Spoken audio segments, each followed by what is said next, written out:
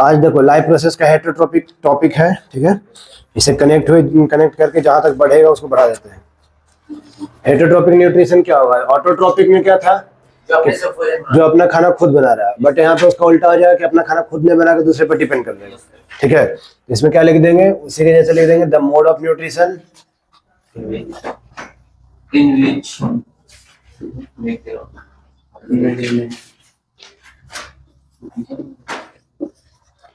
in which organism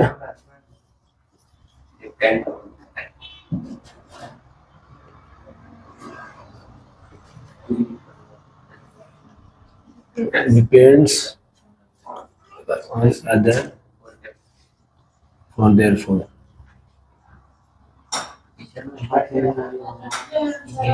देखो, तो heterotrophic nutrition में तुम लोग पढ़े थे होलोजोइक न्यूट्रिशन। इसमें herbivorous, carnivorous, omnivorous, saprophytic, parasitic, symbiotic, तो ये सब हेटरोट्रोपिक न्यूट्रिशन में ही था, ठीक है। क्योंकि ये चैप्टर हम पहले ही बोले हैं कि पुराने क्लास का बायोलॉजी चैप्टर ये पूरा मिक्स होगा एकदम। पहले रिस्पिरेशन का अलग चैप्टर, डाइजेशन का अलग चैप्टर, सब यहाँ पे एक चैप्टर में है। तो वो मोड ऑफ न्यूट्रिशन जहाँ पे ऑर्गेनिज्म अपना खाने को खाने के लिए दूसरे पर डिपेंड हो जाए उसको बोलते हैं हेटरोट्रोपिक न्यूट्रिशन। और ये डिपेंड करेगा कि वो ऑर्गेनिज्म को खाना कहाँ से मिल रहा है या फिर वो ऑर्गेनिज्म खाना कैसे ले रहा है। कहाँ से मिलने का मतलब, जैसे कोई प्लांट को डायरेक्ट खा लिया, है ना, कोई जो प्लांट को खाया उसको वो खा लिया, ठीक है। अवेलेबिलिटी ऑफ फूड उसका कैसा है। कोई क्या होता है कि खाना वो कैसे डिराइव करता है।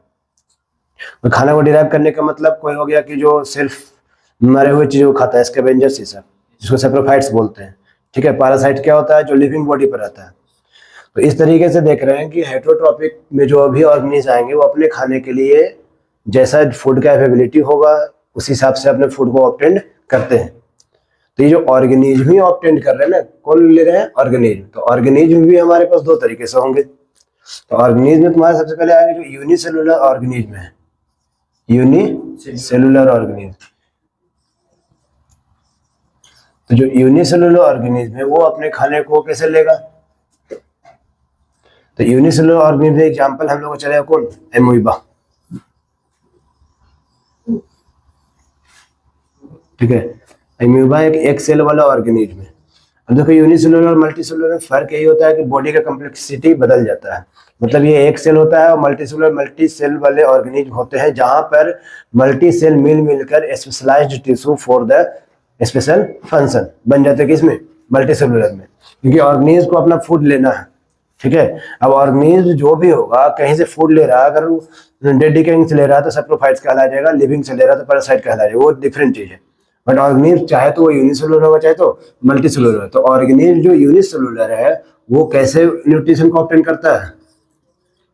ऑब्टेन न्यूट्रिशन या फिर heterotrophic nutrition for their food. तो गेट फूड लेता है कैसे? By body surface. ये अपने बॉडी सरफेस से ही फूड को इन आउट कर लेता है। बट हम लोग के लिए इन के लिए अलग सा चीज है, ठीक है। बट इन लोग में ऐसा कुछ नहीं है। ये फूड अपने बॉडी सरफेस से ही ले पाते हैं, बॉडी सरफेस से, है ना। और ये क्या पढ़ रहे हैं? न्यूट्रिशन में 5 प्रोसेस का लिखवाए थे, तो 5 प्रोसेस दिखना चाहिए इसमें, ठीक है।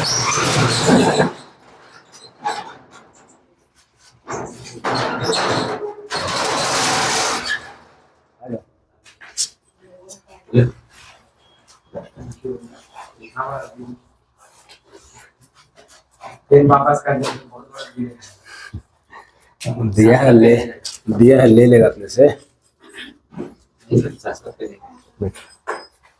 देखो यहाँ पे तो न्यूट्रिशन का 5 प्रोसेस था। तो अगर यूनिसेलुलर में भी न्यूट्रिशन हो रहा है तो ये 5 प्रोसेस को फॉलो करना होगा। तो यूनिसेलुलर में एग्जांपल किसका लिए? एमोइबा का। यूनिसेलुलर में तुमको पैरामेसियम भी आता है। तो एक एग्जांपल से पढ़ेंगे और बाकी सब पे तुमको अप्लाई करना होता है, ठीक है। मान लो इसके आसपास की कोई है, क्या है? इसका फूड है ना। तो इस फूड को ये लेगा। सबसे पहला प्रोसेस क्या कौन सा हो जाता है? तो यहीं से अपने बॉडी को इलोंगेट करता है इस तरीके से, है ना। और इस खाने को धीरे धीरे करके अंदर ले लेता है ना। और इस पार्ट को क्या बोलते हैं? पिसोपोडिया। ठीक है, तो इस एलोंगेट पार्ट करके फूड को क्या कर लिया, इंजेशन कर दिया। यहाँ पर कौन सा प्रोसेस हुआ, इंजेशन। अब जैसे ही ये इंजेशन करता है उसके बाद क्या करता है, अगले ही स्टेप में एक वैक्यूल में लाके इस फूड को स्टोर कर लेते हैं। ये क्या बना रहे हैं, ये इसका न्यूक्लियस है सेल का, ठीक है, और ये इसका क्या है, फूड वैक्यूल, फूड वैक्यूल। इसी फूड वैक्यूल में ये लाके अपने फूड को स्टोर कर लेता है ना। जहां पे इस फूड वैक्यूल पे इसके अंदर मौजूद एंजाइम्स, जो भी इसके एंजाइम्स होंगे, ये क्या है हमारा एंजाइम, एंजाइम समझते हो, एंजाइम्स हो गया वो लिक्विड्स जो हमारे बॉडी में किसी न किसी ब्रेकडाउन में काम करेगा, है ना। और इसको तुम्हारे बुक में बायो कैटलिस्ट का नाम देगा, बायो कैटलिस्ट। अब कंफ्यूज नहीं करना, बायो कैटलिस्ट मतलब सीधे सीधे क्या है, एंजाइम्स है। एंजाइम्स वो केमिकल लिक्विड्स होंगे जो हमारे बॉडी में प्रेजेंट होकर किसी चीज का ब्रेकडाउन करवाता है, ठीक है। और यहाँ पर किसका ब्रेकडाउन करवाएगा, फूड का। तो ब्रेकडाउन करवाने के समय यहाँ पर क्या हो रहा है, इंजेक्शन के बाद क्या होता है, डाइजेशन, डाइजेशन हुआ, ठीक है। अब इसी डाइजेशन समय सारे एंजाइम एक्ट करके फूड को तोड़ देंगे, और फूड को तोड़ने के बाद क्या हो जाएगा, डाइजेशन अभी नहीं ना आएगा। फूड को तोड़ने के बाद ये फूड बाहरी एटम जो तुम्हारा साइटोप्लाज्म है उधर क्या हो जाएगा, एब्जॉर्प्शन कर जाएगा ये। तो एक ही जगह रहेगा, कौन, कहीं पर भी हो सकता है, उससे कोई मतलब नहीं। मतलब एक ही है। हाँ एक ही रहेगा, क्योंकि एक ही सरफेस है, उसका बॉडी ही नहीं ज्यादा बड़ा। एक छोटा सा खाना भी जाके हो जाता है जी। एमोइबा में ये सेल है, एमोइबा का बॉडी सरफेस है, और ये इसका साइटोप्लाज्म मौजूद होते हैं। बिना साइटोप्लाज्म के कैसे होगा, ठीक है, साइटोप्लाज्म अच्छे से होता है इसके अंदर। फूड वैक्यूल होता है, ये एमोइबा में ही रहेगा ना, साइटोप्लाज्म में ही होता है। तो यहाँ पर फूड का डाइजेशन होकर जितना फूड बचा सारा निकल गया साइटोप्लाज्म में, एब्जॉर्प्शन हो गया। और इसी एब्जॉर्प्शन के बाद क्या होता है, एसिमिलेशन। तो एसिमिलेशन में नॉर्मल एनर्जी बना लेता है अपने अंदर, और ये अपना डिस्ट्रीब्यूशन कर लेता है। तो यहाँ पर होगा एसिमिलेशन। और लास्ट प्रोसेस इजेशन, यहाँ पे एक्सक्रीशन ही है, बाकी इजेशन इजेशन के नाम से बोलेंगे। तो यहाँ पर क्या करेगा, वापस से पिसोपोडिया बनाकर फूड को, वेस्ट को ये बाहर छोड़ रहा होगा। तो यहाँ पे क्या होगा इसका, इजेशन, ठीक है। अमोइबा का डायग्राम तुम अच्छे से भी बना सकते हो, जैसे एक फिनिश डायग्राम यहाँ पे देख सकते हो, ठीक है। तो ये हुआ न्यूट्रिशन इन यूनिसेलुलर ऑर्गेनिज्म। तो न्यूट्रिशन इन यूनिसेलुलर ऑर्गेनिज्म में से एक पैरामेसियम भी है। तो पैरामेसियम अपने सिलिया की मदद से फूड को ऑब्टेन करता है या मूव कर पाता है। ये तो फ्लेक्सिबल इसका बॉडी होता है, इसका बॉडी फ्लेक्सिबल है, तो कहीं से भी पिसोपोडिया बना लेता है। बाकी पैरामेसियम में सब फ्लेक्सिबल बॉडी नहीं होता, उन लोगों का बॉडी बहुत ज्यादा रफ एंड टफ होता है। तो उन लोग क्या करता है, किसी एक पार्टिकुलर उसका एंट्री मौजूद होता है बॉडी पर, कहीं पर बॉडी का एक पार्टिकुलर एंट्री होता है जहां से वो फूड को चला जाता है। तुम लोग सिर्फ एमोइबा पर जानो, ठीक है। यूनिसेलुलर ऑर्गेनिज्म में एमोइबा का याद रखेंगे, ये अपना फूड को लेता है बॉडी सरफेस की मदद से, ठीक है। बॉडी सरफेस की मदद से अपने फूड को ले लिया, देख रहे हैं कैसे, ठीक। कहीं से भी इसका पिसोपोडिया निकलेगा, फिर digestion, absorption and assimilation, egestion, ठीक है। ये हो गया heterotrophic nutrition in unicellular organism. और अब हम लोग आगे बढ़ेंगे हेटरोट्रोपिक न्यूट्रिशन इन मल्टीसेलुलर। अब मल्टीसेलुलर भी बहुत सारे, तो मल्टीसेलुलर के लिए हम लोग पढ़ लेंगे किसका, ह्यूमंस का। न्यूट्रिशन इन ह्यूमन बीइंग पढ़ो, वो हो गया क्या, मल्टीसेलुलर। मतलब मल्टीसेलुलर में न्यूट्रिशन कैसे होता है वो हम लोग पढ़ लेंगे ह्यूमन बीइंग्स पर। ये रहा है heterotrophic nutrition in human being. तो ह्यूमन बीइंग में हेटरोट्रोपिक न्यूट्रिशन माउथ से स्टार्ट होता है, एनस पे खत्म होता है। उस बीच में सारा पांचों प्रोसेस होगा। इंजेशन हो गया माउथ से, इजेशन हो गया एनस से। तो ये पूरा प्रोसेस पांचों न्यूट्रिशन का आया क्या, ह्यूमन बीइंग में। तो ह्यूमन बीइंग का जो न्यूट्रिशनल प्रोसेस है उसका एक डायग्राम यहाँ पर दिया है। ये डायग्राम किसका है, ये डाइजेस्टिव सिस्टम का डायग्राम, ठीक है। डाइजेस्टिव सिस्टम का डायग्राम जहां माउथ से स्टार्ट हो रहा है, एनस पे खत्म हो रहा है। तो माउथ से स्टार्ट होके एनस तक के पैसेज को क्या बोलते हैं, माउथ से स्टार्ट होके एनस तक के पैसेज को बोलते हैं एलिमेंट्री कैनाल। ये इंपॉर्टेंट है। एलिमेंट्री कैनाल क्या होता है, द पैसेज और the path from the mouth to anus. Mouth से लेकर एनस तक को एलिमेंट्री कैनाल मतलब डाइजेस्टिव ट्रैक, डाइजेशन के लिए रास्ता पूरा द माउथ से लेकर एनस तक का होता है। एलिमेंट्री कैनाल का नाम याद रखना है। ठीक है, बार बार आएगा जहाँ पे नाम अपना ध्यान देना। तो हमारा जो पूरा डाइजेस्टिव सिस्टम है वो एलिमेंट्री कैनाल में ही हो पाता है, मतलब माउथ से लेकर एनस तक के रास्ते में। ठीक है, तो सबसे पहले हम लोग क्या करते हैं, इंजेक्शन। सबसे पहले क्या करेंगे, इंजेक्शन। कोई डिफिनेशन ऐसा नहीं लिखना है। इंजेक्शन मतलब क्या, माउथ मतलब फूड को अंदर लेना। तो फूड को हम लोग अंदर किस रूप से लेते हैं, किस हेल्प से, माउथ के हेल्प से। ठीक है, ये समझ लो कि मौत है। अब नहीं बढ़िया लग रहा था, हम कैसे कहें, ये है मौत।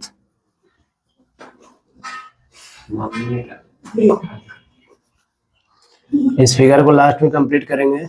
और ये इसका फूड पाइप।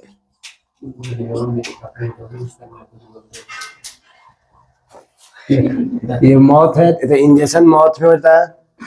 तो मौत में क्या क्या प्रेजेंट है, सबसे पहले टंग, ठीक है, टीथ। माउथ में होता है सलाइवरी ग्लैंड, सलाइवरी ग्लैंड। और सलाइवरी, हाँ जो भी रहे, सलाइवरी ग्लैंड सीक्रेट करता क्या, सलाइवरी, सलाइवा है ना। और सलाइवा के अंदर होता है सलाइवरी एमाइलिस नाम का एंजाइम। ये क्या है, एक तरीके का एंजाइम है। एंजाइम का काम होता है किसी चीज को ब्रेक डाउन करना, तो ये भी किसी को ब्रेक डाउन ही करेगा। ठीक है, पहले है हमारे पास, मान लो सलाइवरी ग्लैंड माउथ में है। तो सलाइवरी ग्लैंड जैसा हम लोग का इगरनेस होता है, मतलब जैसा इच्छा होता है खाने को देखकर, है ना, तो उस हिसाब से सलाइवा सिक्रेट करता है, लिक्विड जो हमारे माउथ में बनता है। और उस सलाइवा के अंदर होता है सलाइवरी एमाइलिस। ठीक है, जैसा ही खाना हम लोग के माउथ में आता है तो टीथ उसको क्या करता है। तो टीथ हमारे पास कितने तरीके के हैं, टीथ भी है 4, है ना। इंसीजर, इंसीजर का काम क्या होता है, इंसीजर सामने 4 को दिख रहा है, उसका काम होता है कटिंग का, है ना। लिखना पड़ेगा सर, इंसीजर का जो टीथ होता है, लिखेंगे नहीं, इंसीजर क्या करता है, कटिंग। मतलब अगर कुछ खाना ऐसे खाए जो काटने की जरूरत है तो इंसीजर काम कर देगा। इंसीजर का कटिंग का काम होता है। उसका होता है कौन, कैनाइंस। तो कैनाइंस का काम होता है टीयरिंग का। उसके बाद मोलर, पहले प्रीमोलर। तो प्रीमोलर का काम होता है ग्राइंडिंग। और यहां पर मोलर आ जाएगा च्यूइंग तक।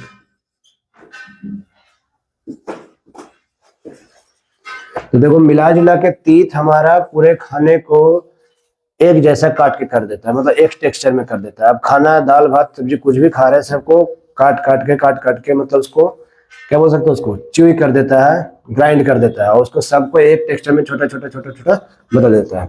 हमारा डाइजेशन का जो मेन मोटिव भी है, डाइजेशन का मेन मोटिव भी है, जो हम लोग फूड खा रहे हैं ना, वो ये कॉम्प्लेक्स पार्ट होता है इसका, मतलब कॉम्प्लेक्स फूड होता है। कॉम्प्लेक्स को एकदम सिंपल से सिंपल कर देना, उसको क्या करना है, सिंपल बनाना। उस सिंपल बनाने के लिए हम लोग इसका क्या करेंगे, ब्रेक डाउन करा। ब्रेक डाउन तुम जैसे करो, तो ब्रेक डाउन स्टार्ट हो जाता है हमारा माउथ से। हम लोग जो इतना बड़ा चावल का दाना खाते हैं, पहले उसको दांत काट उसको सिंपल तोड़ देता है पहले, है ना, उसके बाद आगे होता है। तो हम लोग का जो मेन मोटिव होता है कॉम्प्लेक्स फूड को सिंपल करना है ब्रेक डाउन से, ये याद रखना पूरे डाइजेशन के लिए। ठीक है, तो सबसे पहले ये काम टीथ ही करना स्टार्ट कर देता है। लेकिन माउथ में जो है ना, माउथ में जो डाइजेशन होता है वो होता है फिजिकल डाइजेशन। फिजिकल डाइजेशन, तो तुमसे पूछा जाएगा where does digestion start, digestion कहाँ से स्टार्ट हो जाता है, तो माउथ से ही डाइजेशन स्टार्ट हो जाता है। और माउथ में कौन सा डाइजेशन, फिजिकल डाइजेशन। ये सब ऑब्जेक्टिव क्वेश्चन बनेगा। माउथ में फिजिकल डाइजेशन होता है, तो टीथ क्या करता है, पूरे फूड को च्यूई करके ग्राइंड करके सेम टेक्सचर ऑफ फूड बना देता है। सेम टेक्सचर ऑफ फूड का मतलब सब छोटा एक जैसा दिखेगा खाना। ठीक है, इसके बाद जो टंग होता है, तो टंग का काम क्या होता है, mix the food with saliva. ये सब याद रखना अपना। ठीक है, सलाइवा के साथ फूड को मिक्स कर देता है कौन, टंग। ठीक है, तो सलाइवा का काम क्या हो रहा है फिर, सलाइवा करता है makes the food wetty and softy, है ना, to pass easily in food pipe। मतलब जो खाना माउथ से आगे जाने वाला है फूड पाइप में, उस फूड पाइप में खाना स्मूथली चल जाए, इजिली चल जाए, उसके काम को कौन करता है? सलाइवा। सलाइवा खाना को वेटी एंड सॉफ्टी बना देता है, ठीक है, जिसके वजह से खाना पूरा मिक्स हो जाता है, पूरा फिजिकल डाइजेशन यहाँ तक हुआ है और आगे फूड पाइप में भेज दिया जाता है, ठीक है। और सलाइवा में क्या होता है? सलाइवरी एमाइलेस नाम का एंजाइम, तो इसका काम क्या होता है? यहाँ होगा help in breakdown of starch. जहां पर भी आएगा ना ब्रेकडाउन का यूज करना, क्योंकि खाना को अभी हम लोग तोड़ रहे हैं, डाइजेशन होता है लास्ट कहाँ? स्मॉल इंटेस्टाइन तक, तो वहां पर लगाएंगे हेल्प इन डाइजेशन, ठीक है। अभी हेल्प इन ब्रेकडाउन लिखेंगे। तो सलाइवरी ग्लैंड का काम होता है सलाइवा को सिक्रीट करना, और सलाइवा का काम होता है makes the food wetty and softy to pass the food easily into the food pipe, ठीक है। और वहीं पे सलाइवरी एमाइलेस एंजाइम जो है उसका काम होता है help in breakdown of starch, क्योंकि एंजाइम का सारा काम मतलब मिला जुला के वही होता है ब्रेकडाउन करने। तो यहाँ पर किसका ब्रेकडाउन होता है? स्टार्च का। अगर हम लोग कुछ खाना खा रहे हैं जिसके अंदर स्टार्च है तो माउथ में ही ब्रेकडाउन हो जाता है। और यहाँ पर एक पूरा एक तरीके से क्या कंप्लीट हुआ तुम्हारा? इंजेक्शन प्रोसेस का पूरा फिजिकल डाइजेशन हो जाता है माउथ में, और फिजिकल डाइजेशन होके खाना कहाँ पहुंच गया? अभी ये देखो, ये तुम्हारा फूड, फिजिकल डाइजेशन हुआ फूड है, ये वो कहाँ चल जाएगा? फूड पाइप में, ठीक है। तो फूड पाइप में आया खाना, और फूड पाइप का अनदर नेम क्या होता है? ओएसोफेगस, ठीक है। ये सब का लेंथ देता है बुक में, ओएसोफेगस नहीं दिया। देखो लेंथ होना चाहिए कुछ, अगर कहीं पे डाटा मिले तो लिख लेना, फूड पाइप का लेंथ, एलिमेंट्री कैनाल का पूरा लेंथ। तो फूड पाइप जो होता है ओएसोफेगस, तो क्या होता है? It carry the food from कहां से कहां? माउथ टू स्टमक, है ना, बाय contracting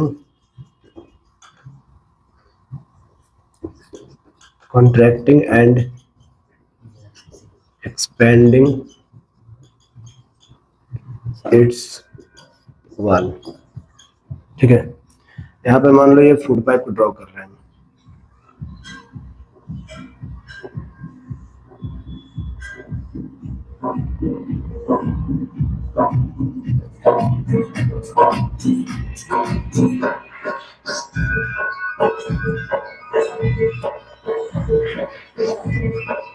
ये क्या है हमारा? देखो फूड पाइप का काम ही होता है it carry the food from mouth to stomach, mouth से खाना को कहाँ पहुंचा देना? स्टमक में। ये काम किसका होता है? फूड पाइप का। अब फूड पाइप जो काम करता है वो क्या करता है? पहले देखो ये एक्सपेंड करके थोड़ा सा, यहाँ पे फूड आया, क्या हो चुका है? एक्सपेंड किया। तो एक्सपेंड करने से क्या हुआ? फूड यहाँ पे आया, अब वो क्या करेगा? कॉन्ट्रैक्ट करेगा। तो इस हिसाब से कहाँ चल जाएगा फूड? नीचे। पहले क्या किया? एक्सपेंड किया यहाँ पर, है ना, और फिर कॉन्ट्रैक्ट करेगा। पहले एक्सपेंड किया तो फूड आया, फिर उसको कॉन्ट्रैक्ट किया तो फूड आगे बढ़ गया। तो इस कॉन्ट्रैक्ट एंड एक्सपेंड मूवमेंट को क्या बोलते हैं हम लोग? Peristaltic movement. पेरिस्टाल्टिक